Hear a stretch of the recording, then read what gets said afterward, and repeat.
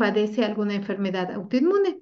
Y aquí lo interesante o el problema es que la mayoría que tiene enfermedades autoinmunes son mujeres, en un 9, en una relación 9 por 1 en comparación con los hombres. Y eso se debe específicamente por las hormonas. Las hormonas juegan un papel muy importante, para el desarrollo de las enfermedades. Sin embargo, cuando una enfermedad autoinmune le da a un hombre, pues es una enfermedad muy severa para ellos. ¿Estamos de acuerdo? Hasta aquí, ¿alguien tiene algún comentario o algo que aportar con respecto a esto? No. Ok, entonces, como yo les decía, son enfermedades multifactoriales. Entonces, como ya lo habíamos visto en la unidad pasada, pues depende del gen, del ambiente y de toda la parte inmunológica para el desarrollo de estas enfermedades autoinmunes. Pero bueno, antes de que se desarrolle la enfermedad autoinmune, pues nosotros tenemos un sistema inmune que va a tratar de evitar eso, ¿no? Y el primer punto es la inmunovigilancia, que implica no solo la protección contra agentes externos, que pueden ser virus, bacterias o algún ambiente, algún factor ambiental que puede detonar ciertas enfermedades o incluso los propios. Y bueno, como aquí les menciono, agentes orgánicos como bacterias, virus, hongos, agentes inorgánicos como algunos metales como mercurio, ultravioleta, radiaciones o incluso células propias que pueden generar una enfermedad autoinmune. Entonces, el primer paso es la inmunovigilancia. Y luego es la tolerancia inmunológica, que este es un mecanismo muy riguroso de la presentación y reconocimiento de antígenos que permite discriminar de lo propio y sano y como que reconoce y atacar a lo extraño. ¿Estamos de acuerdo? Entonces eso nos permite protegernos de alguna manera, pero cuando se van este, pasando estas barreras, pues debemos de tener otros mecanismos para poder defendernos para que no se desarrollen estas enfermedades. Dentro de la tolerancia inmunológica, sabemos que hay reacciones de hipersensibilidad a agentes externos, donde se reconoce como potencial dañino a un elemento no necesario o no necesariamente peligroso. En este caso, es el problema de las alergias. Ahorita, principalmente en la etapa de la primavera, ya ven que muchas personas somos, porque me incluyo, tenemos alergias por todo el polen, por todo el florecimiento de los árboles, todo. Entonces, eso lo que se hace es se monta una respuesta inflamatoria para poder, pues, protegernos, ¿no? De alguna manera. Y también ahí tenemos una hipersensibilidad contra el propio organismo, una situación que da origen a las llamadas enfermedades autoinmunes, las cuales pueden ser específicas o sistémicas y todo va a depender de la ubicación del antígeno que esté involucrado. ¿Estamos de acuerdo? Y dentro de la tolerancia inmunológica tenemos una tolerancia central que se lleva a cabo principalmente en los órganos linfoides, primarios como es la médula ósea y el timo, y la tolerancia periférica que es llevada a cabo en los órganos linfoides secundarios, como es el vaso y los ganglios. ¿Hasta aquí todo está claro, chicos y chicas? Médicos, Sí, doctora. ¿sí Sí, recuerdan un poquito de su clase de inmunología? sí, doctora. Ok, entonces también tenemos otra manera de poder protegernos es mediante la energía clonal, que ocurre específicamente en los tejidos periféricos y consisten en capacidad de respuesta por parte de un linfocito una vez que ha sido estimulado por un antígeno específico. O la supresión clonal, que se define como un proceso activo mediante el cual un factor externo, que pueden ser principalmente citocinas, linfocitos u otras células, frenan la respuesta de una célula autorreactiva una vez que ésta es estimulada por su autoantígeno. ¿Ok? Y dentro de todo esto, ¿quién es la molécula principal o susceptible a todos estos procesos de autoinmunidad, chicos? ¿Quién es el complejo que está relacionado con las enfermedades autoinmunes? ¿Alguien lo sabe? El MHC o HLA en humano. Ajá, el complejo, ¿no? El complejo mayor de histocompatibilidad. Son las proteínas o es la proteína principal. Aquí los autoantígenos, también llamados proteínas del complejo mayor de histocompatibilidad, que se abrevia HMC, es un conjunto de proteínas que están ancladas a la membrana de las células de nuestro cuerpo, las cuales impiden que nuestro sistema inmune reconozca a nuestras células como propias y entonces lo que hace es montar una respuesta contra ellas. ¿Estamos de acuerdo?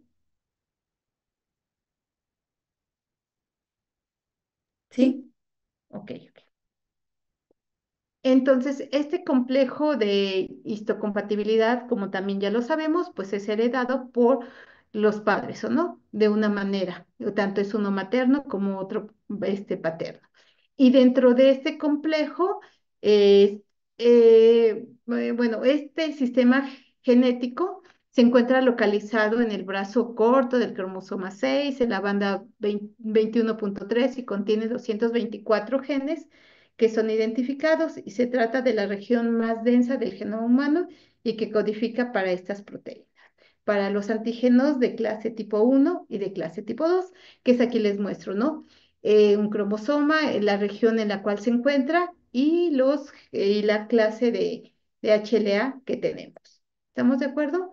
Entonces, es muy importante que esta estructura o estas proteínas tengan la estructura correcta o no, porque si hay un cambio, hay una alteración o una mutación es cuando se da una enfermedad, principalmente autoinmunes. ¿Estamos de acuerdo? Este vendría siendo como en nuestro INE o nuestra identificación. Si está mal, obviamente no va a tener una buena función como tal.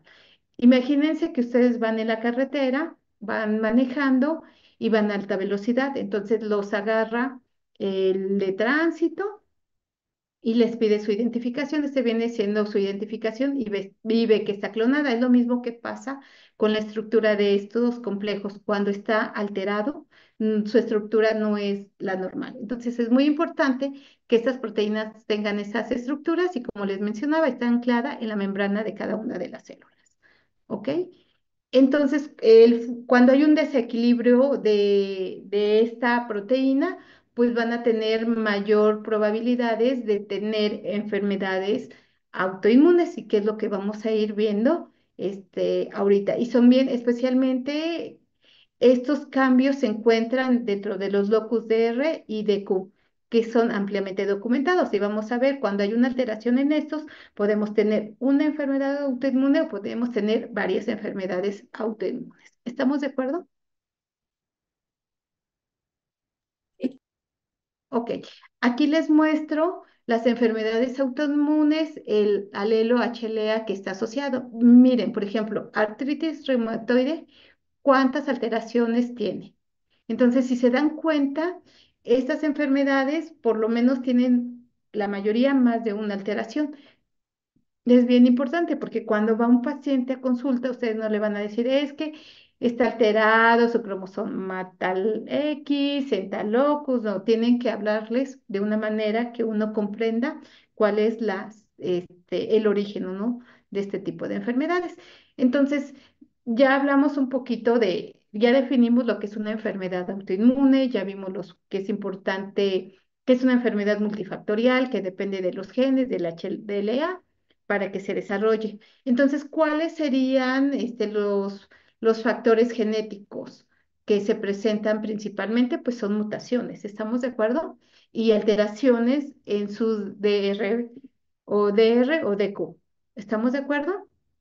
Entonces, dentro de estos factores genéticos, pues hay estudios epidemiológicos donde han demostrado que los factores genéticos son determinantes o son cruciales para las enfermedades autoinmunes, ¿no? Y algunas enfermedades autoinmunes están asociadas a mutaciones en un solo gen. Y esto, o mientras más alteraciones tenga, o más de un gen esté alterado, pues va a dar como consecuencia que la enfermedad sea más grave y que se presente este, en la mayoría de la descendencia. ¿Estamos de acuerdo? Entonces, ¿cuáles serían los factores ambientales que pueden desencadenar estas enfermedades autoinmunes, chicos? ¿Quién me puede decir? Aparte de Noemí.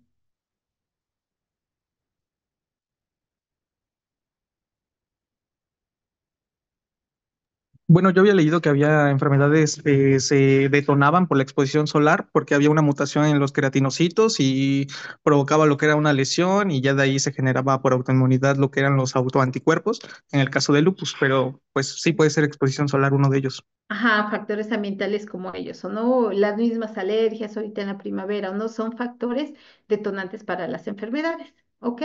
Dentro de estos, pues, aunque las personas genéticamente están predispuestas, requieren de la exposición ambiental, como ya lo mencionaba. ¿Quién fue?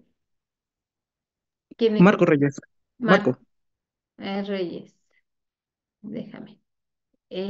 Como lo mencionaba Marco, ¿no? Uno de ellos puede ser la luz, todo lo de la primavera, el polen, ¿no? Son una exposición ambiental que puede declararse como una autorreactividad franca, ¿no? Que es un detonante. También hay estudios en poblaciones genéticas similares que viven en condiciones diferentes. Por ejemplo, a lo mejor el frío también genera alguna enfermedad, ¿o no? Entonces es bien importante saber cuáles son los detonantes, a pesar de que ya hay estudios de poblaciones, no se conocen la mayoría de los detonadores de algunas enfermedades autoinmunes. ¿Estamos de acuerdo? Y muchas de estas enfermedades autoinmunes son muy comunes, como ya lo mencionaba al inicio de la clase, en mujeres en comparación con los hombres, y esto se debe específicamente por las hormonas, principalmente los estrógenos, que son los que aumentan la enfermedad de lupus eritematoso. ¿Estamos de acuerdo? Pero también hay algunos fármacos que pueden alterar. Por ejemplo, procainamida induce anticuerpos nucleares y a veces induce un síndrome similar al lupus.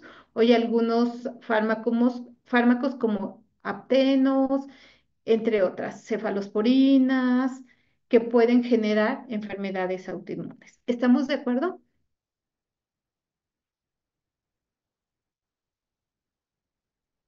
Sí. Ok, entonces en esta diapositiva les muestro los factores ambientales que pueden ser relevantes para la patogénesis de lupus eritematoso. Ok, entonces tanto factores físicos, dietéticos, agentes infecciosos y hormonales como tal.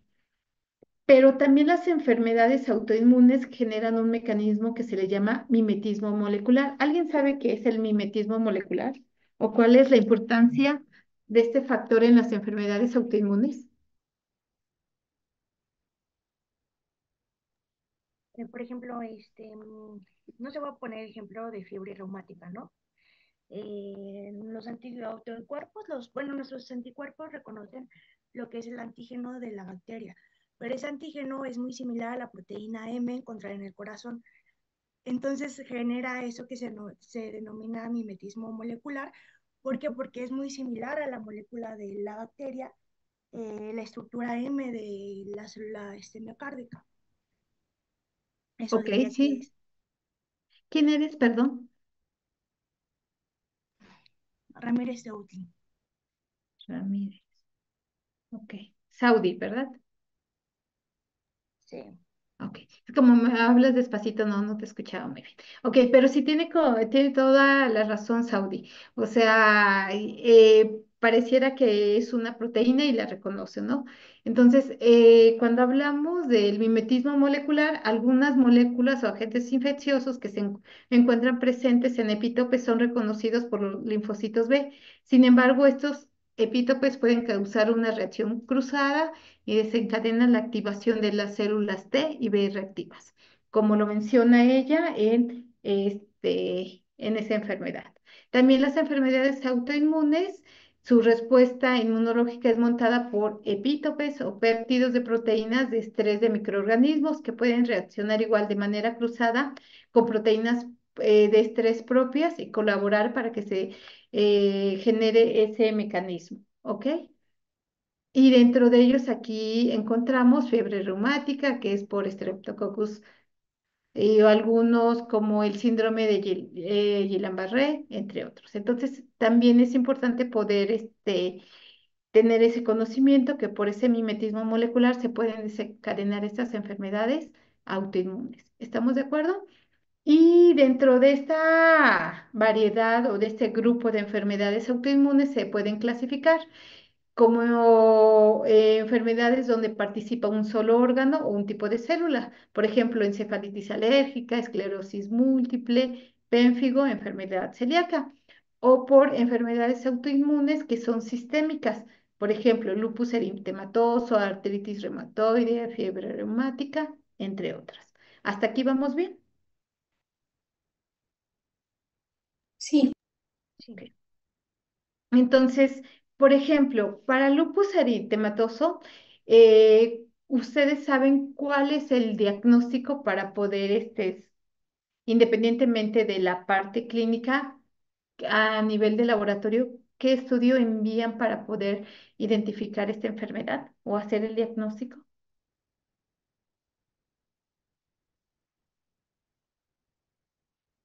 ¿Alguien sabe?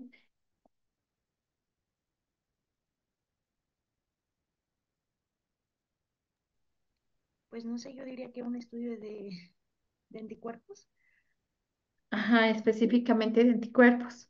Sí, dentro de estos son los anticuerpos anti-DNA. ¿Están de acuerdo?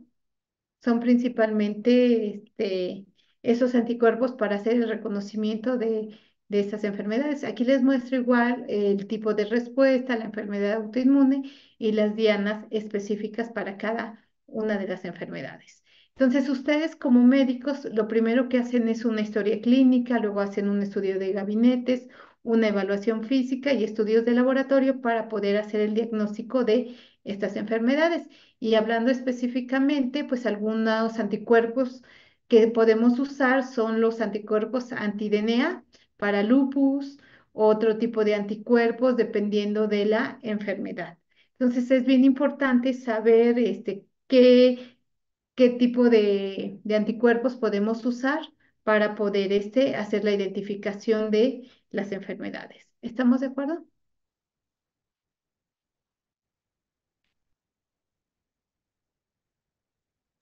Aquí también les muestro.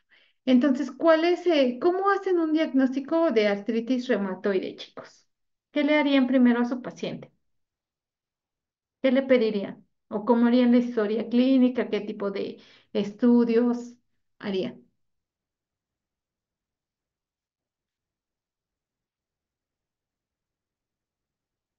yo le pediría un estudio de anticuerpos antinucleares. Ajá. ¿Y con eso es suficiente?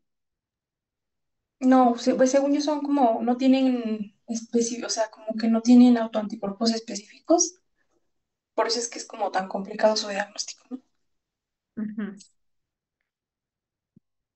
Aparte de los anticuerpos antinucleares, ¿qué más? ¿Cómo harían una historia clínica para ese paciente, chicos? ¿Qué características tiene esa enfermedad?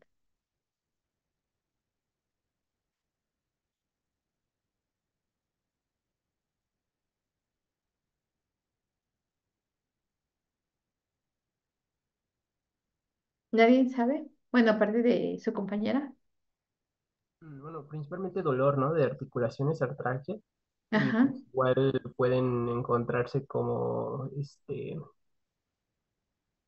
pues sí, ¿no? Como que, no sé cómo se pueda decir, como desviadas. Bueno, sí, las articulaciones ya se empiezan a ver así con los bultos. Y por ejemplo, no pueden confundir esas alteraciones en las articulaciones con otra enfermedad. Por ejemplo, con artrosis. O sea, en comparación de artritis con artrosis, o cómo. O sea, si la Ajá. podríamos O sea, comparar. ¿cómo descartarían una de la otra? Pues, porque comúnmente la artrosis afecta a una articulación. La artritis es global en las articulaciones. Podría ser también, no sé, por en quienes se presente, Ujú. A ver, porque por ejemplo. bueno, no sé, que una se presenta más la artrosis en pacientes más grandes o mayores y la artritis reumatoide, creo que también está la artritis reumatoide juvenil, pues es más en pacientes jóvenes, ¿no? Ajá, pero también hay la otra que se presenta en pacientes mayores, ¿o no? Que se podía confundir. Bueno, según lo que yo tengo entendido, que para hacer el diagnóstico de artritis reumatoide, pues hay que ver la rigidez matutina, ¿no? Sobre todo cuando son los cambios de clima, es cuando les duelen las rodillas o las articulaciones y ellos saben que va a haber un cambio de clima como tal.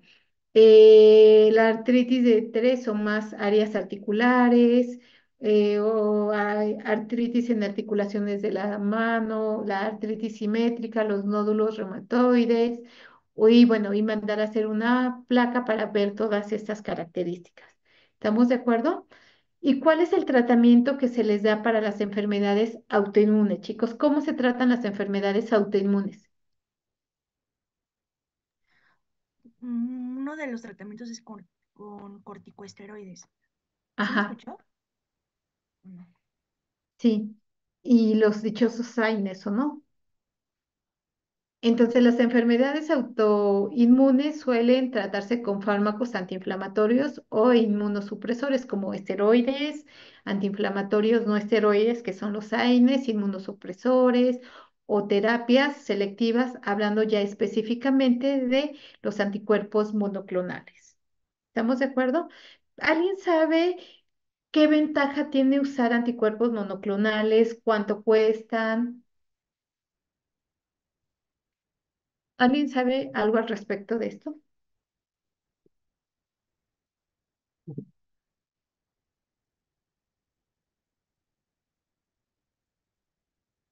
¿No? Pues, bueno, lo que tengo entendido es que los anticuerpos monoclonales, pues sí, son más como precisos, o ajá, pues son fármacos más precisos, pero pues también son más caros, ¿no? No sé si difíciles de conseguir, pero pues sí son caros. Ok. Sí, esa sería como la desventaja, ¿no? Aquí en esta diapositiva les muestro cómo ha evolucionado el tratamiento, ¿no? Desde los años 80 hasta los 2000. Entonces, vean, eran los antiinflamatorios no esteroides, corticoides, luego en los 90 el metrotexate, todas esas terapias, incluso la generación de anticuerpos monoclonales específicos, ¿no? Como muy bien lo mencionaba su compañera. Son anticuerpos monoclonales, o sea, son buenos, pero la desventaja es que son muy, pero muy caros, ¿no? Es muy complicado que todos los que tengan esas enfermedades puedan adquirir este tipo de tratamiento. Incluso algunos anticuerpos, monoclonales casi tienen el mismo efecto que el metrotexate, entonces, si lo comparamos en cuanto a precio, pues mejor el metrotexate. ¿Vamos?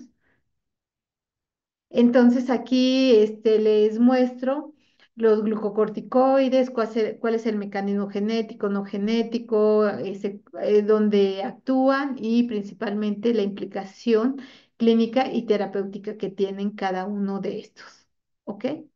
Para que los revisen un poquito más a detalle. Y bueno, aquí también los modificadores de la respuesta biológica, principalmente los bloqueadores de TNF-alfa, que son anticuerpos monoclonales. Y aquí los FARMES, el nombre genérico, el nombre comercial y los modificadores de la respuesta biológica, que son principalmente anticuerpos monoclonales, que era lo que les decía, que son anticuerpos muy caros, pero bueno, bajo ciertos criterios, algunos de estos anticuerpos se les dan a ciertos pacientes, o los inhibidores de la JAK. ¿Ok? Y bueno, y también otra forma de poder tratar a estas enfermedades es la terapia génica. ¿Alguien sabe qué es la terapia génica, cómo funciona o por qué es tan importante?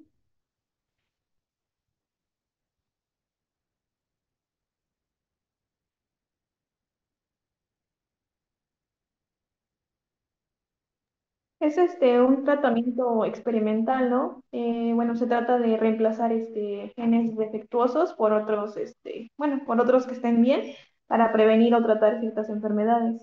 Así es, consiste en el reemplazo. Y aquí se pueden usar mediante vectores, principalmente son virus, que pueden ser los adenovirus, los retrovirus que se utilizan para poder llevar y reemplazar el gen que está alterado por un gen que tiene la función normal, ¿no? Y aquí les muestro algunos de estos genes. Y también ya hay terapia epigenética. Recuerden que la epigenética lo que hace es silenciar algunos genes o activar otros, depende de lo que se requiera. Y es a través de metilaciones en el DNA. Y dentro de ellos están algunos fármacos que se utilizan para poder activar o hacer una hipometilación de las células T para poder generar un mejor efecto. Aquí les muestro algunos de los medicamentos epigenéticos que ya se usan y esto lo vamos a ver bien en la clase de epigenética, donde la mayoría, por ejemplo, la 5-acitidina se utiliza para cáncer principalmente y algunos ya están en fase de, bueno, ya como fármacos para pacientes y otros en diferente fase 1 o 2 o para poder darlos, tanto a nivel de la metilación del DNA como a nivel de las histonas ya se han generado estos fármacos con estos cambios epigenéticos. ¿Estamos de acuerdo? ¿Hasta aquí tienen alguna duda? Doctora, o sea, esos medicamentos tienen, o sea, tienen al vector, sea virus o bacteria, y no lo tomamos y ya, ¿o cómo? No, no, no, no. Estos medicamentos epigenéticos no. En la terapia génica, lo que se sugiere es que tú lo que vas a hacer es reemplazar, así como quitar el gen que está afectado e introducir un gen que está, el gen que no está defectuoso, que no está alterado. No sé si han visto la terapia del CRISPR, la edición de genes, y que incluso ya se utiliza como terapia principalmente para la anemia, em, es la anemia falciforme. No sé si lo han escuchado. ¿La terapia qué, perdón? Es el CRISPR, edición de genes, que tiene más o menos el mismo fundamento que la terapia génica, de quitar el gen que está alterado y poner el gen que funciona de manera correcta. Y esa terapia ya se hizo o es un fármaco, ya es una terapia específicamente para la anemia falciforme. No, yo no, la verdad. Ajá, pues ajá, ya ven que en la anemia falciforme está alterado, pero hay una mutación puntual. Y eso da como consecuencia que el eritrocito no tenga su forma de donita. ¿Estamos de acuerdo? ¿Qué es lo que pasa con esa Sí. mutación puntual? Recuerden que el eritrocito tiene una forma de donita y transporta el oxígeno y todo. Eso es la manera normal de un eritrocito. Cuando hay una mutación puntual, específicamente de un ácido glutámico, y no me acuerdo por quién más, la estructura del eritrocito se modifica. En vez de ser una estructura de una donita, tiene la estructura de un os. Si han visto, ¿no? Si han estudiado esa enfermedad. Sí, sí. Ajá. Sí. Entonces, ¿qué es lo que hace esta terapia del CRISPR? Quita el gen que está alterado y pone, por eso es edición de genes, como corta ese gen y adiciona el gen de manera correcta. Entonces, ¿qué hace? Pues que los eritrocitos funcionen de manera normal. Y esa es una terapia que ya la están usando, es un tratamiento. ¿Qué es lo que hacen? Suprimen el sistema inmune del paciente, le reemplazan ese gen y empieza a producir los eritrocitos de manera normal. Es algo así con esta terapia génica, quitar ese un gen defectuoso y poner el gen normal. Y los virus que se usan es para que se lleve o se pueda, sirven como transporte para llevar el gen normal, quitar el que está defectuoso y adicionar el gen que está normal. No sé si fui más clara, Ok, sí. Sí, ¿sí? sí. A eso se refiere. Incluso no estoy muy segura, pero había escuchado que también habían utilizado esa terapia de edición de genes para síndrome de Down, pero lo tengo que revisar. Pero la que ya se está utilizando con esa edición de genes es para la anemia falciforme. Revísenlo, ¿vale? ¿Qué es lo que se quiere hacer con esta terapia génica? Que se usan a estos vectores para llevar esos genes alterados. Perdón, esos genes que están alterados para ahí poner el gen que funciona, el gen correcto. Ujú. ¿Sí?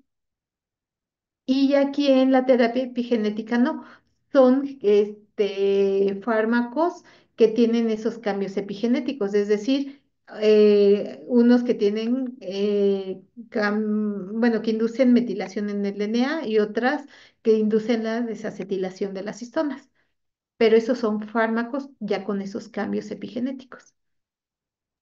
Ok, ¿Sí? ya entendí, sí, ¿Sí? gracias. No, de nada. ¿Hasta aquí todo claro?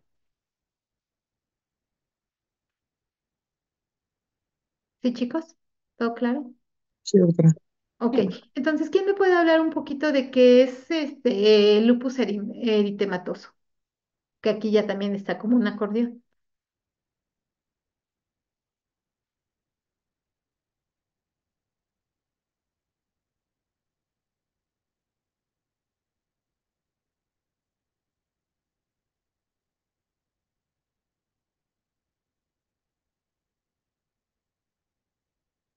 ¿Quién dice yo?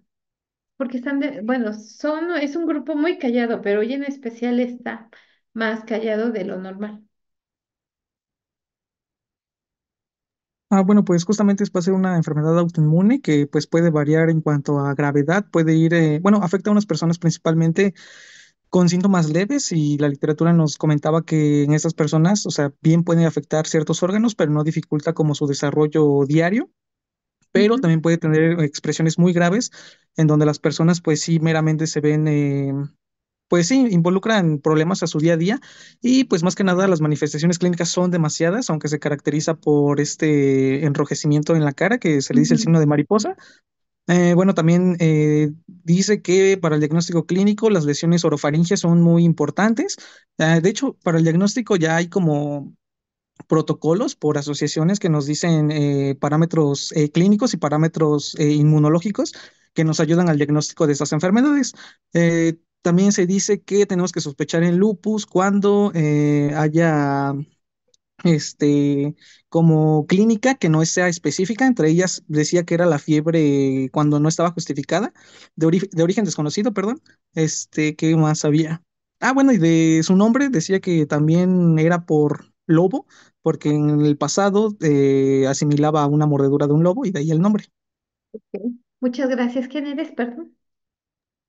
Marco, Marco Marco. Reyes. Marco Reyes. Ok, Marco. Muchas gracias. Entonces, como bien lo menciona su compañero, lupus eritematoso es una enfermedad autoinmune del tejido conjuntivo que se caracteriza por una afección de la piel, articulación, riñón, sistema nervioso central, los vasos, huesos, entre otros, ¿o no? Y estos pacientes desarrollan síntomas general como fatiga, alteraciones inmunológicas características, además de anticuerpos circulantes con diferente especificidad y actividad inflamatoria que es secundaria a la formación de los complejos inmunes circulantes. El lupus se presenta principalmente en mujeres. Ya habíamos acordado que estas enfermedades son principalmente en mujeres que van en edad de 15 a 40 años, que es la edad fértil o de reproducción. Uno de los factores desencadenantes de esta enfermedad son los estrógenos, son los picos de fertilidad por los estrógenos. Entonces, normalmente chicas muy jóvenes pueden desarrollar esta enfermedad. Y incluso, bueno, también ustedes mejor que nadie, le recomendarían a una mujer que tiene lupus el que se embarace.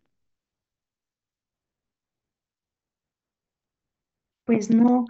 Bueno, porque yo había leído hace tiempo que cuando una persona tiene lupus se asocia más a que haya una reacción RH, o sea, antifosfolípidos y anticardiolipinas, me parece, que se generan y, bueno, atacan al bebé.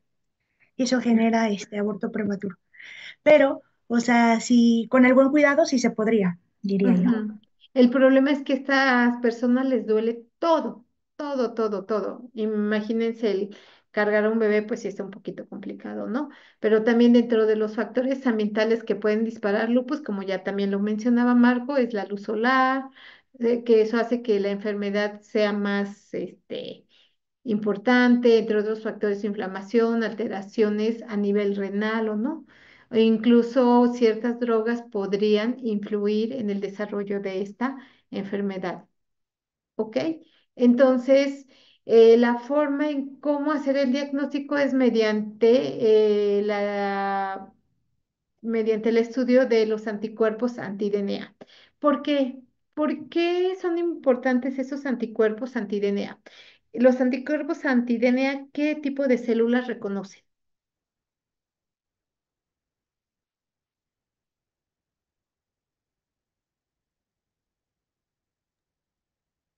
Somáticas. ¿Mande? Pues somáticas, ¿no? Ajá, pero ¿a qué te refieres con somáticas? ¿Qué características Ah, deben bueno, tener esta célula? pues todas las células que tengan núcleo, supongo, Que que tengan reconozco. DNA, ajá, que tengan núcleo. Exactamente, o sea, todo lo que tenga núcleo y que tenga DNA la va a reconocer, ¿ok? Y también,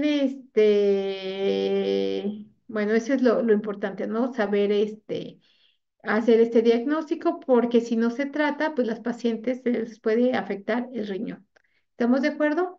Y dentro de las enfermedades autoinmunes, bueno, obviamente tenemos el lupus eritematoso y este se caracteriza el uso de estos anticuerpos anti-DNA, pues se utilizan como diagnóstico para las células que tienen núcleo, y ahí es donde se encuentra el DNA de doble cadena. ¿Estamos de acuerdo? Y aquí les muestro de manera muy general toda la sintomatología que presenta una mujer que tiene lupus. A lo que les decía, les duele todo. A nivel del sistema nervioso central, la sangre, pulmón, corazón, todo, todo, todo prácticamente afecta esta enfermedad, pero también va a depender de qué tan grave sea o no. Y aquí les muestro el locus y los genes que están involucrados específicamente en enfermedades autoinmunes. ¿Estamos de acuerdo? Y aquí es una imagen de cómo se ven esas pacientes que tienen lupus, lo de la ala de mariposa, todo lo que mencionaba en su momento Marco. ¿Estamos de acuerdo? Sí. Ok. Otro tipo de enfermedad autoinmune es pénfigo. ¿Quién me dice qué es el pénfigo? ¿Cómo se hace el diagnóstico? ¿En qué persona se presenta?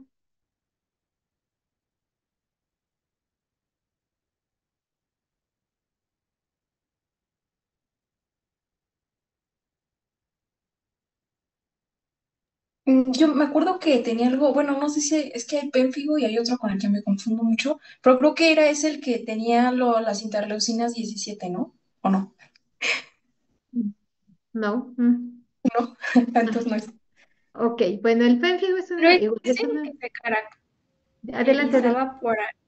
Ah, que si no era aquella patología que se caracterizaba por ampollas en la piel. Así es.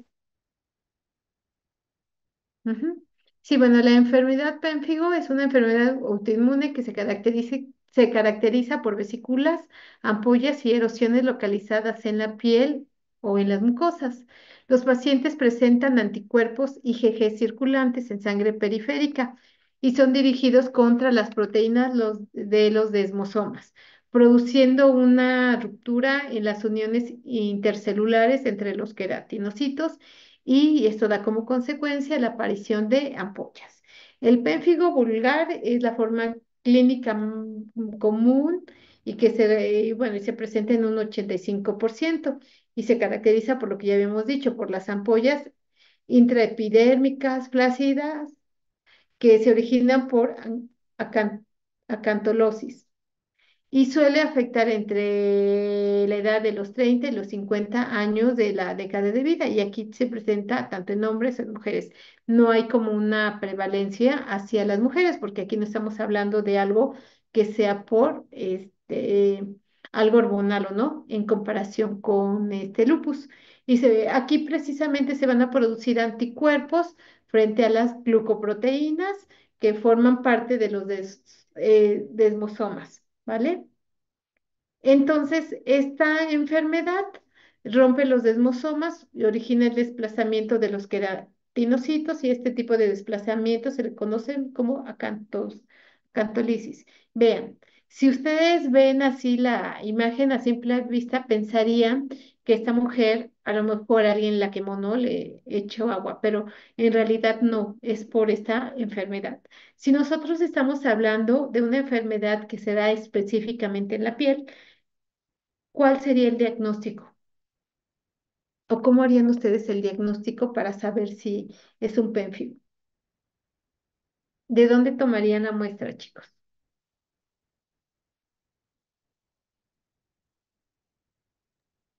Pues de piel, ¿no? De piel, así es. ¿Y qué mandarías a buscarle en la piel? ¿Harías una biopsia y de piel? ¿Y qué buscarías? Pues los autoanticuerpos. Así es. Entonces, bueno, en esta, pues las ampollas intraepidérmicas está por encima de la membrana basal, en el interior, en el cual se aprecian los queratinocitos. Entonces, lo que haces es, como tú dices, buscar esas IgGs que están alrededor de los queratinocitos. Este estudio es una inmunofluorescencia. Entonces nosotros podemos ver que se genera un panal perdón, de abeja, y aquí podemos ver la presencia de esas uniones, ¿o no? Cuando se rompen esas uniones. Entonces, esta es una prueba para hacer un diagnóstico y no necesariamente tenemos que tomar una muestra y ver la circulación de los IgGs en la sangre, sino se hace directamente de la piel para poder hacer un diagnóstico certero, ¿vale? Y aquí les muestro los principales HLA que están asociados a estas enfermedades. ¿Estamos de acuerdo? Doctora, ¿qué significa DR, había dicho? DQ y DR. O sea, me acuerdo que lo Ajá. mencionó, pero no qué Sí, significa. No me acuerdo. son las alteraciones que se dan. ¿Te acuerdas de la primera imagen? Te la voy a pasar, donde O vemos sea, los pero cromos. son siglas o nada Ajá, más así se llaman. no, son el alelo asociado y que está alterado. Son alelos del complejo de histocompatibilidad. Y esas abreviaciones son específicamente donde se encuentran estas alteraciones. Recuerda que aquí está el cromosoma, aquí está los tipos de HLA y te dicen específicamente dónde se encuentran esas mutaciones dentro del cromosoma, del DNA. Ok, ya, gracias. No, de nada. Por eso los marcan como DRB1 asterisco 15 y les ponen diferentes números para poder identificarlos. ¿Ok? No necesito que se los aprendan, chicos, porque toda esta información está en un libro, sino que, y tampoco, o sea, no es como que algo normal que se aprendan todo esto, simplemente que sepan dónde están, dónde se encuentran y cuál es la importancia, ¿no? Más que me los reciten, que sé que al rato se les van a olvidar. Ajá. Es el alelo del HLA que está asociado específicamente a esa enfermedad. No sé quién me preguntó. Noemí, ya, gracias, Noemí. pero ya entendí. Gracias. Sí, no, de nada, Noemí. ¿Ok? ¿Hasta aquí tienen alguna duda sobre lupus, sobre este pénfigo y la forma de hacer el diagnóstico,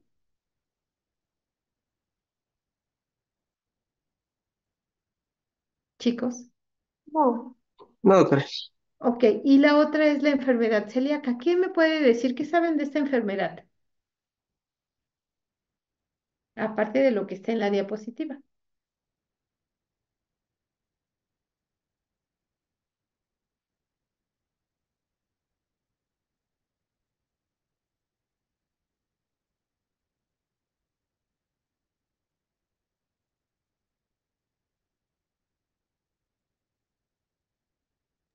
Pues se trata de una enfermedad, bueno, un trastorno digestivo, que también es una enfermedad autoinmunitaria, que va a ser crónica y esta va a empezar a dañar el intestino delgado. Todo esto ocurre, pues, bueno, se va a desencadenar al ingerir alimentos que contienen gluten y pues esto causa problemas digestivos duraderos bueno, hace que el cuerpo no obtenga los nutrientes que necesita. Para el diagnóstico, muchos, bueno, yo leí que usan esta información bueno, de la historia clínica. Los pacientes refieren que al comer pan, por así decirlo, u otras cosas que tengan gluten, pues van a presentar síntomas. También se pueden utilizar con análisis de sangre, me parece, o biopsias del intestino delgado. Ok. ¿Quién eres? Ana bueno, Córdoba Luna. Ah, la jefa. Sí. Ah, ok, entonces como bien lo menciona la jefa del grupo, es una enfermedad que también celíaca, que es la intolerancia al gluten. Es una condición genética que provoca la sensibilidad específicamente hacia el gluten. El gluten, recuerden que es un compuesto proteico que está constituido por proteínas gliadinas y gluteína, que se encuentran principalmente en el trigo, la cebada, la avena, ¿no? Entonces, esas personas, como bien lo menciona, ella no pueden ingerir, porque si no les genera alteraciones específicamente en el intestino, ¿no? Y también, como ya mencionaba, una de las formas para hacer el diagnóstico es por una biopsia, en la cual no vemos esas estructuras del intestino, ¿no? Que estén formadas, sino que están alteradas, precisamente cuando se consume bueno, estos alimentos o no les generan un daño. La principal sintomatología es la diarrea, vómitos, hay una pérdida de peso, hay un retraso, sobre todo cuando se presenta en niños, en la talla, entre otras, ¿o no? ¿Y cuál es? Bueno, aquí les menciono también el alelo HLA que está asociado, ese de QB1, que está asociado específicamente a la enfermedad celíaca para poder hacer un diagnóstico. Y si nosotros estamos hablando de que es una enfermedad porque no se puede consumir el gluten, ¿cuál sería el tratamiento? Esta no requiere como tal fármacos, ¿o sí? ¿Cuál sería el tratamiento que le darían ustedes como médicos? De Pues hecho, de podría ser la dieta. Ajá, o Bueno, o sea, sea, que quitar conlleve. de sus alimentos todo eso, ¿no? Todo lo que tenga gluten. Ellos tendrían que darse a la tarea de ver lo que van a comprar que no contenga gluten específicamente, para que no les genere todo este tipo pues, de sintomatología, ¿no? ¿Estamos de acuerdo? Y aquí les muestro pues una familia de todos que tenían esta enfermedad. Si nosotros vemos así a simple vista, pensarían que los niños tienen parásitos, ¿o no? Y lo primero que harían es pues mandarlos a que se desparasiten, pero no, no es porque tengan parásitos, sino por la presencia de esta enfermedad. Y pues seguramente están consumiendo el gluten y les genera toda esta sintomatología. ¿Estamos de acuerdo? sí. ¿Sí? ¿Alguien tiene alguna duda, algún comentario o algo que aportar?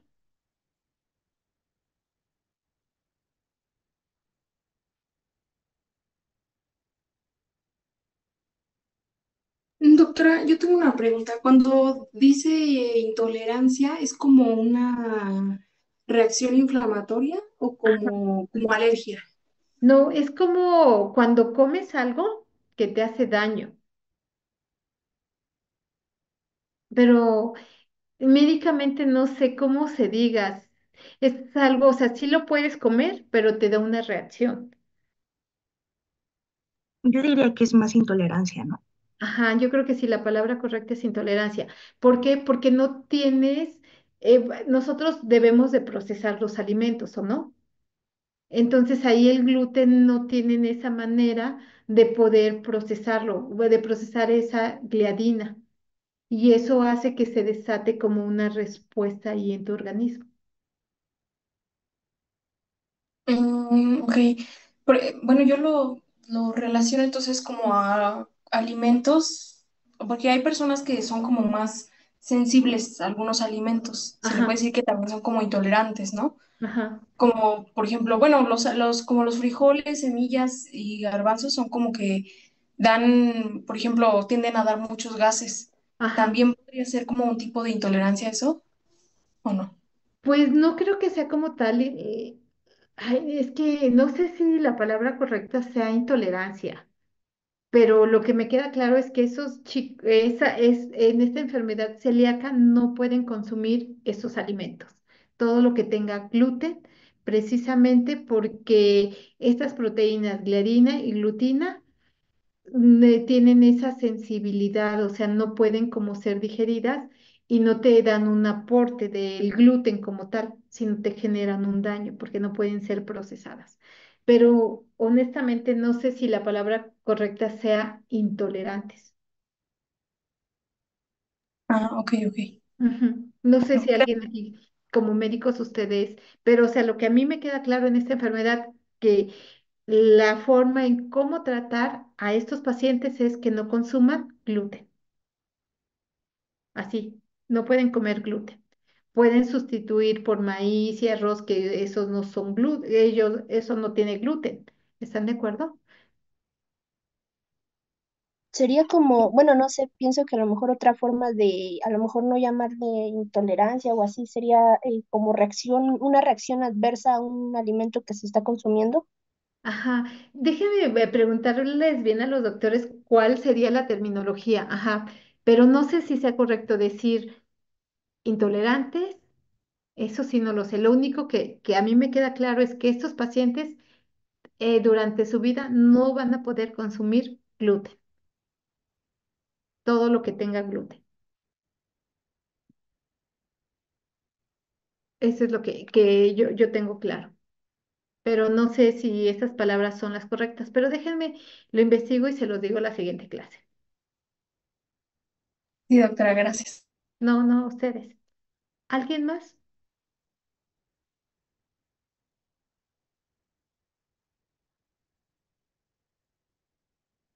¿No? ¿Seguros?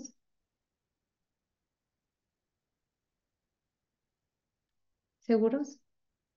¿Todo claro? Sí, doctora. Ok, bueno, pues hasta aquí es lo de la parte de la presentación.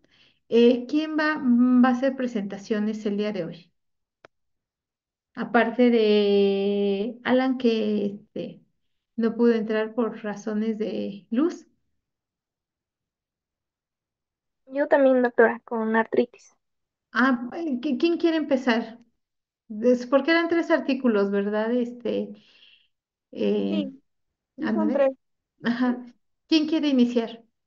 Podemos ver hoy un artículo o dependiendo del tiempo podemos ver dos. Y ya a ver si Alan, el siguiente martes tiene luz, vemos la presentación de su artículo. Ok, doctora. Si pueden, quien quiera puede poner su presentación. Este es modo de compartir.